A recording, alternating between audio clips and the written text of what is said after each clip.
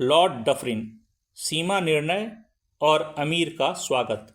Lord Dufferin 1884 ईस्वी में राज प्रतिनिधि होकर आए।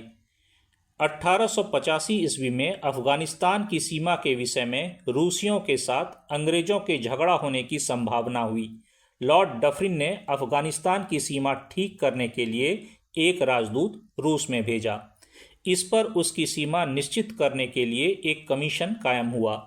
उसमें रूसी, अफगानी और अंग्रेज शामिल हुए। डफरिन के नीति कौशल से सीमा निर्धारित हो गई और युद्ध भी नहीं हुआ। उस समय रूसियों को बढ़ते देख लॉर्ड साहब ने रावलपिंडी में एक बड़ा दरबार किया, जिसमें काबुल के अमीर अब्दुल रहमान का बड़ा स्वागत किया गया और उसने अंग्रेजों से दोस्ती रखने का पक्का वादा किया। बर्मा की तीसरी लड़ाई। बर्मा का राजा थिम्बो फ्रेंचों से मिलकर अंग्रेज व्यापारियों को तंग किया करता था। इस पर डफरिन ने राजा से मंडाले में एक अंग्रेज रेजिडेंट रखने और घटी पूरी करने को कहा, पर उसने 1885 ईस्वी में लड़ाई की तैयारी की। तब एक अंग्रेजी सेना भेजी गई, जिसने थिम्बो को गद्दी से उतार दिया और सारे बर्मा को अंग्रेजी राज्य में मिला लिया। थिम्बो पकड़कर भारत भेज दिया गया।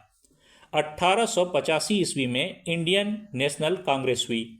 1886 ईस्वी में ग्वालियर का किला, जो अंग्रेजों के अधिकार में था, सिंधिया को लौटा दिया। 1887 ईस्वी में महारानी विक्टोरिया के राज्य करते 50 वर्ष हो गए, इसलिए रजत जुबली हुई और भारत में खूब उत्सव मनाया गया।